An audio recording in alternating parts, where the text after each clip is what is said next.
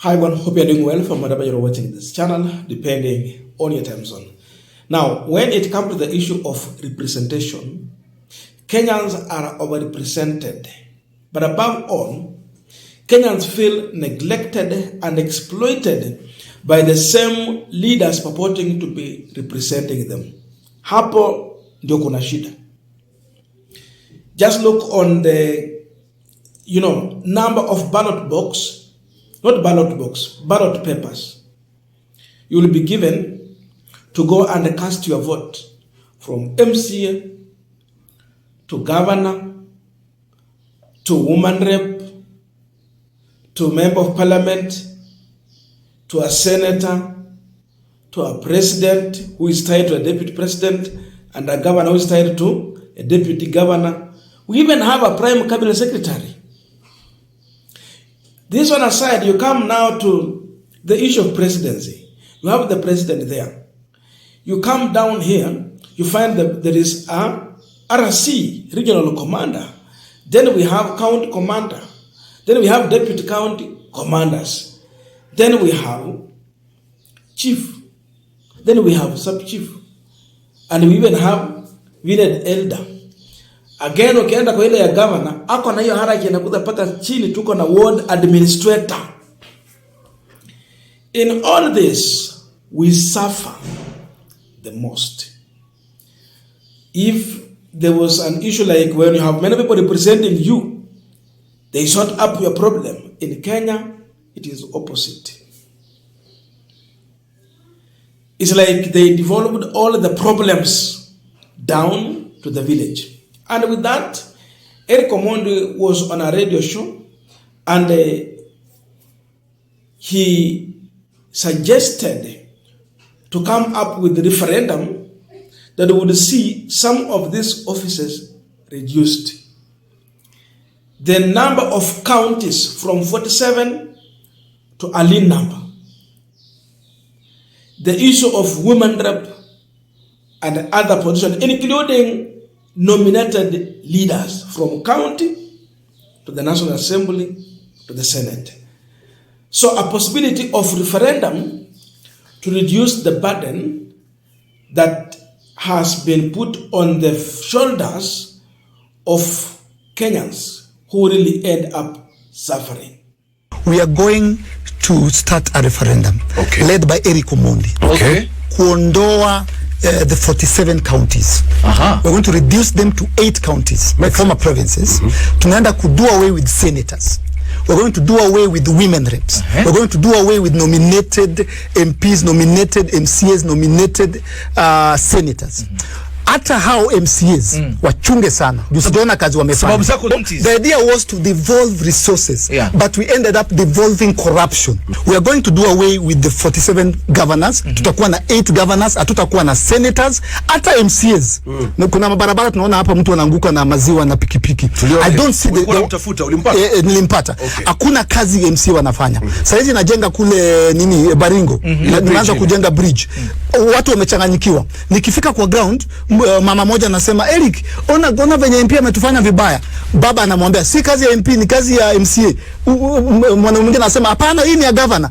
One person is represented by a governor, an MCA, a women rep, an MP, a president. The Kenyans are overrepresented. Another day tutumia pesa sana vibaya. Sasa ile pesa yetu yote inaenda kulipa our magavana. Ukiangalia America, America iko na 51 states. Sindio? State moja kama Texas. Kenya inaingia ndani ya Texas mara 2. California is hata sasa mara 3. Chris ameelewa. California, Kenya inaingia mara 3. It is represented by one governor. Kenya iko na 47. All right. So pesa yetu yote inaenda kwa county. Alafu kuna kitu inaitwa duplication of roles. Ukienda kwa county utacheka sana. Kuna CEC wa sport, kuna CEC wa youth, kuna CEC wa gender, wa arts, kuna CEC wa culture. Women rep wako top of the list. Hakuna women rep hata mmoja. Tangu 2013 amerepresent mwanamke hata mmoja. Do you know that it was a man, actually a young man, ndio raised the issue of pads sanitary pads zilikuwa tax. Ndio tukasema hii pia iko hapa ndani, hatukuwa tunajua. Where was Esther Passaris? So the first people that must go are the women reps. They have not done anything. Wametumia tu taxpayers money. The number 2 ni nominated. Number 3 ni senators. Hao tu nominated, kazi yao nini? Shida ya referendum ambayo imekuweko, Eric, ni getting the numbers. We will get the numbers. Do you know right now the power is with the people. Wacha niwaambie ukweli. Power ilitoka kwa serikali, iko na wananchi. The moment wananchi waliingia bungeni, wakaketi kwa ile kiti cha speaker, the people symbolically took back the power. It means people are awake. We have the numbers. We are going to begin a referendum to recall all the governors, so that we have 8 governors. If there's a young person mwenye ananisikiza saizi, hakikisha uko na kitambulisho. Na tutahakikisha tumechukua kura. Alafu tukutane uwanjani.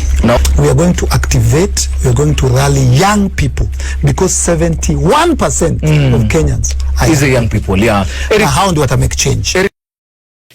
Now, for those who thought that Eric Omondi is joking, Eric Omondi has made his threat serious, and yesterday he went further to launch a process to collect 1 million signatures for a referendum to reduce the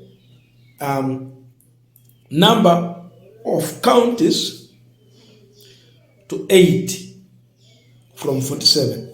Remember, before we came into the issue of devolution, we had 8 regions.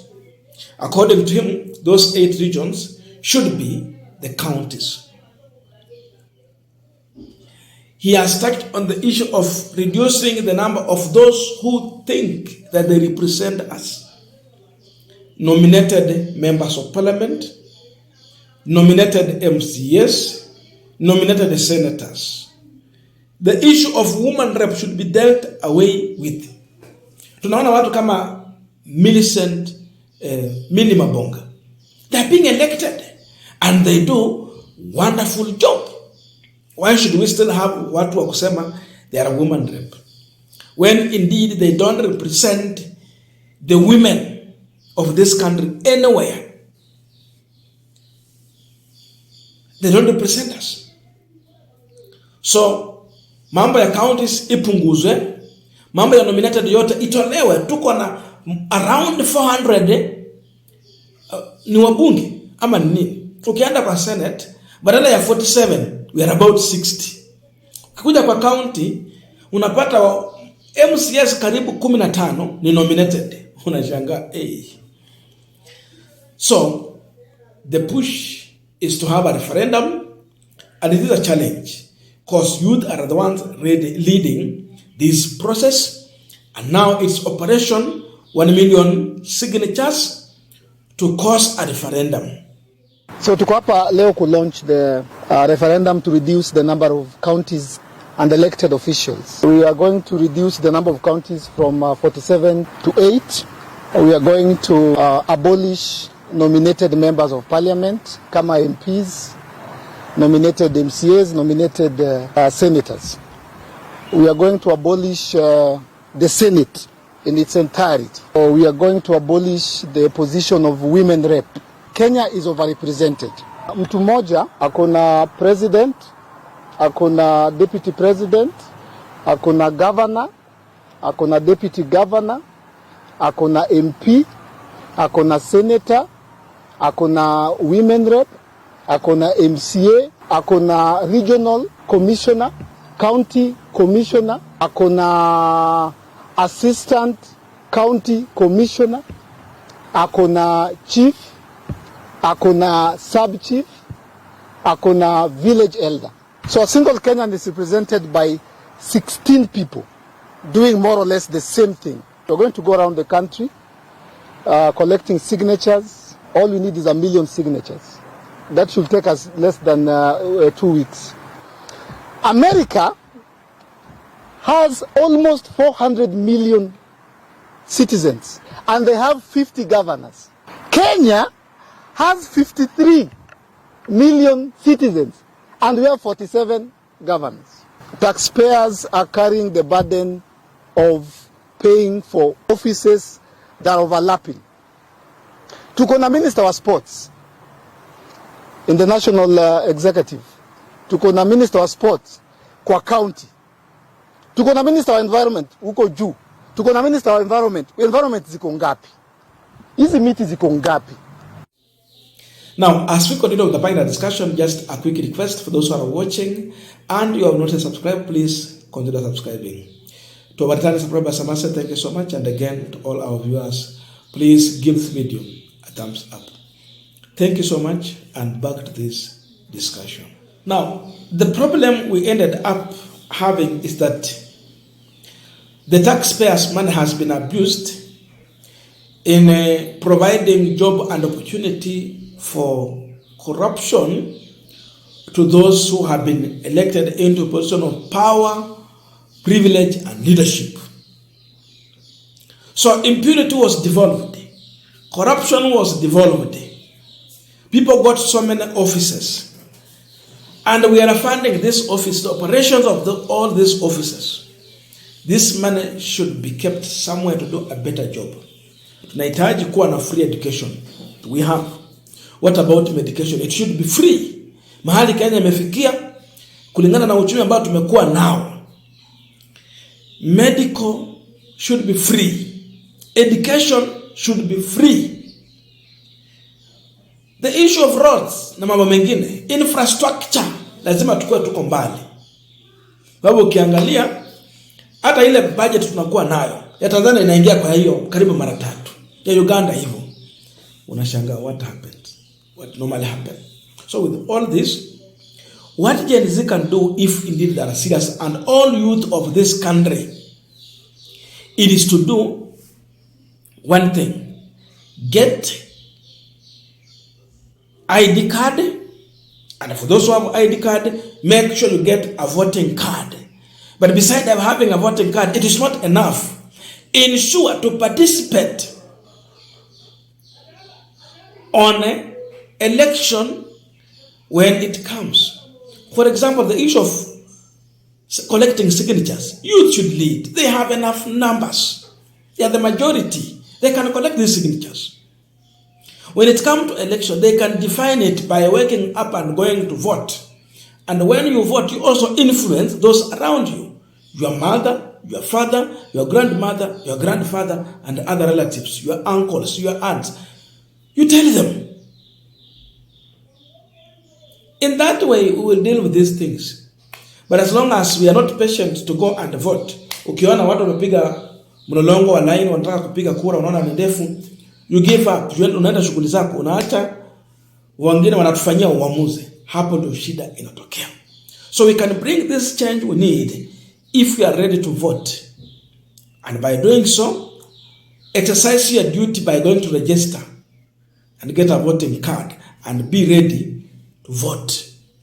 In that way, we move forward. But bila hiyo, bado kuna shida kubwa. But above all, any command can push for this. We saw Raila Odinga trying to, bring this discussion. And for him, it was that we should reduce our counties from 47 to 14. So, Raila Odinga na Eric Omondi kwa mawazo hayo, hiyo ilikuwa wakati wa NASA, nafikiri wanakubaliana. 14 is good, 8 is good. 47, hata mambo ya economic value haitoshi. Etika county kadogo kwa mfano kama hii ya Vihiga, one of the smallest actually, haiwezi jisimamia economically. Haitoshi. Irudi kule Kakamega kwenye ilikuwa. Kwa mfano huko Western inahitaji tu tukuwe na county kama 2. Bungoma, Trans Nzoia weka pamoja, 1 county. Ukuje Kakamega, Vihiga, Busia, 1 county, period. Itakuwa na economic value and other things. Lakini hizi vitu ndogo ndogo ni corruption imekuwa developed. We feel oppressed. People get salary. We service them. We service corruption. But we end up vanquishing in poverty. So revolution, bring change is still going on. And the youth are using all available avenue to speak their mind and exercise their civic duty.